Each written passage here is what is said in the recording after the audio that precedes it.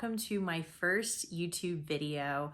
My name is Erin, and I am so excited to be starting this new chapter of creativity here on YouTube.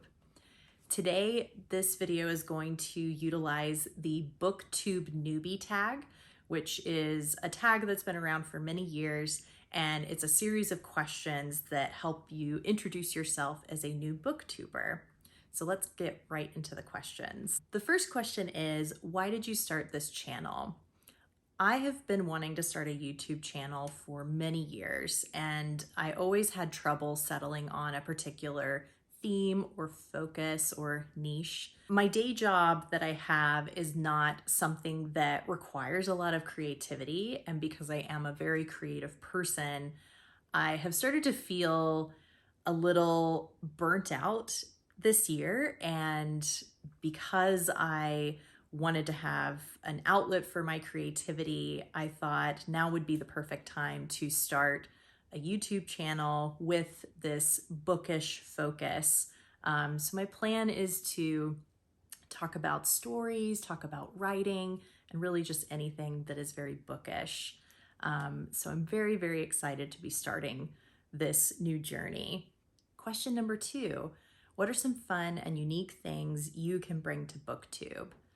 I have been a bookworm for as far back as I can remember. I've loved stories since I was a small child, and I love reading and writing, and I love deep diving into stories and analyzing them. My hope is that I can inspire others to dive deeper into reading stories and perhaps pursue their own creative passions. Question number 3, what are you most excited about for this channel?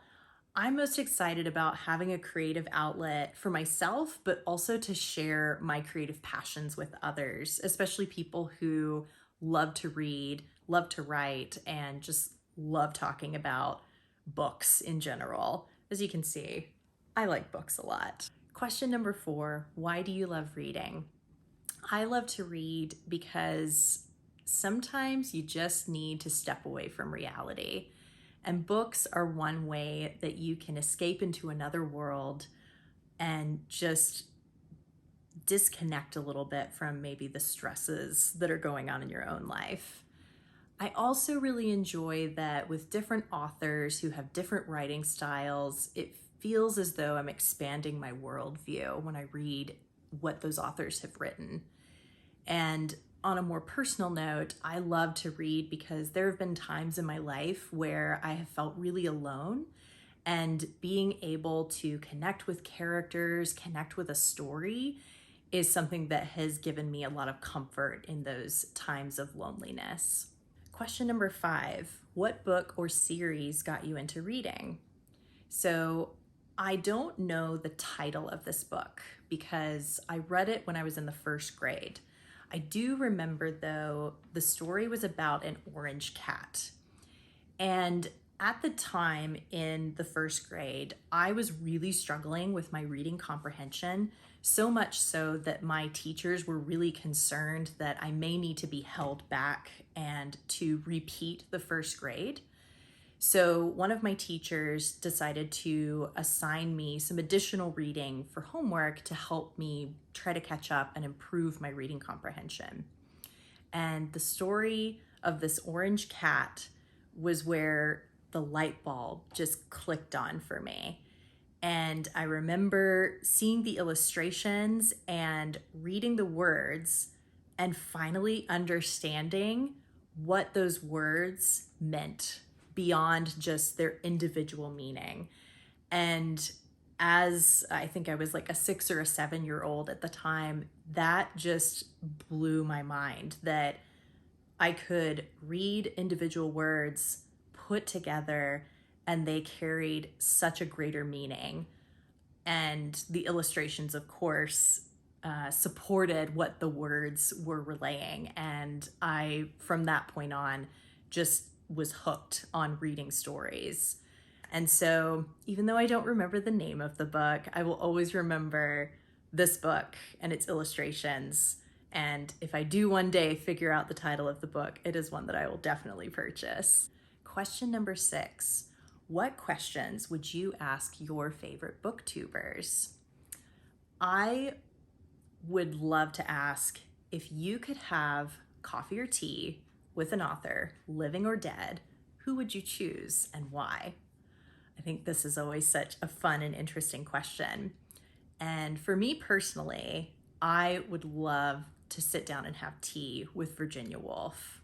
The reason I would want to have tea with Virginia Woolf is I studied her for a semester when I was in college, and prior to that semester, I had read A Room of One's Own in high school, but I hadn't read any of her other works. And when I first began the semester, my initial impressions of Virginia Woolf were that her writing was very depressing. And I really struggled initially to get into her writing because I just felt so saddened by a lot of the subject matter. And when our class actually went on a field trip to Virginia Woolf's home in the south of England, got to tour the grounds and learned a little bit more about, her life in that particular house. It was like she became real. She wasn't just this, famous author. The professor that I was studying under is a leading expert of Virginia Woolf in the world. So it was a very special and humbling experience to study under him. And I feel like I just gained such a huge appreciation for Virginia Woolf, not only as an author, but as a person and as a woman who suffered with depression throughout her life. So yeah, that's why I would want to have tea with Virginia Woolf. Question number 7. What challenges do you think starting a BookTube channel will be the hardest to overcome? So I do have a full-time day job. I work 40 hours a week, and obviously having a BookTube channel is going to require a lot of time and effort, and I want to do a good job. I don't like to just do anything halfway. And I think that balancing my work life with my responsibilities at home, and then also the creative outlet and the time that it would take to create this channel to the level that I want to, that's going to be the hardest thing for me to overcome, is just striking a healthy balance so that I don't burn myself out with this creativity. I'm going to just take it one video at a time. Question number 8, when did you start reading? So my mom read to me and my brother when we were growing up. And so I kind of considered that my reading journey began when I was very, very little, probably like a toddler. But I consider myself being a reader on my own from age 6 or 7. Again, when I finally conquered that reading comprehension hurdle with the story of the orange cat. Question number 9 is, where do you read? I read pretty much anywhere. I love to read in bed at night right before I go to sleep.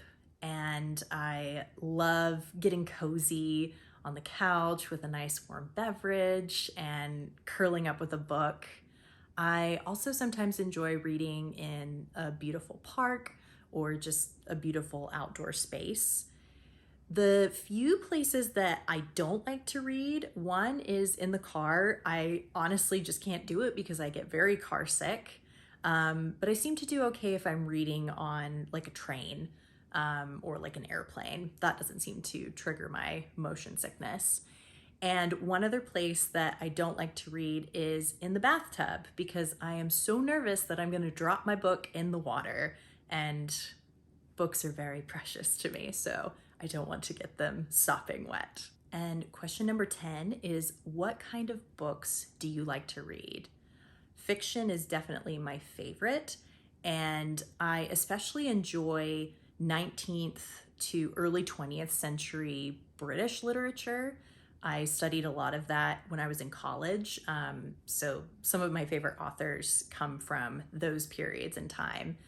And hands down, my absolute favorite genre of fiction would be fantasy. And question number 11, what does your book collection look like? So as you can see behind me, I've got a good number of books, but let me show you a little bit closer.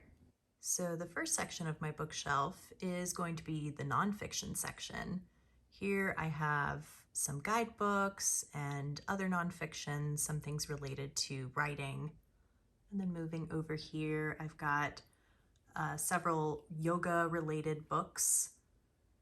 Then moving into the memoir section, I've got a good number of those. And in this section, I have my children's and young adult fiction series like Harry Potter, as well as Lemony Snicket's A Series of Unfortunate Events. In this section, I've got the few cookbooks that I own. And then moving over here, I like to keep borrowed books in its own dedicated section. Otherwise, I will misplace it. So these are currently all of the books that I have borrowed from the library. This section is dedicated to my all-time favorite book, which is Alice's Adventures in Wonderland and Through the Looking Glass. My original copy is the very worn one on the bottom, which I purchased at a library sale when I was a child. And the newer edition, the Oxford Classics edition, I picked up when I was studying abroad in Oxford. And then I have one Alice-related book on this shelf as well. And one of my favorite things about this shelf is my Alice in Wonderland themed tea set. I just think it is so, so cute. And it just fits really, really nicely with the books on this shelf. And moving on to adult fiction and literature, I have all of those sorted alphabetically by the author's name on this shelf.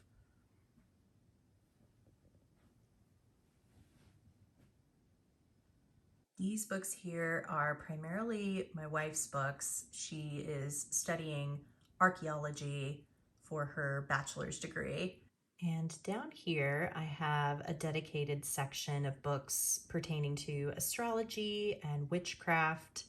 And one of my favorite older books that I own is this copy of Irish Blessings. Thank you so much again for watching my very first video. I really hope you enjoyed it. I've had a lot of fun making it.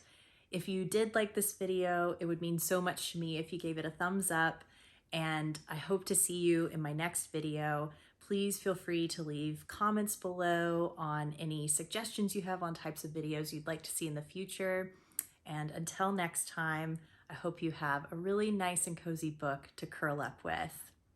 Bye-bye.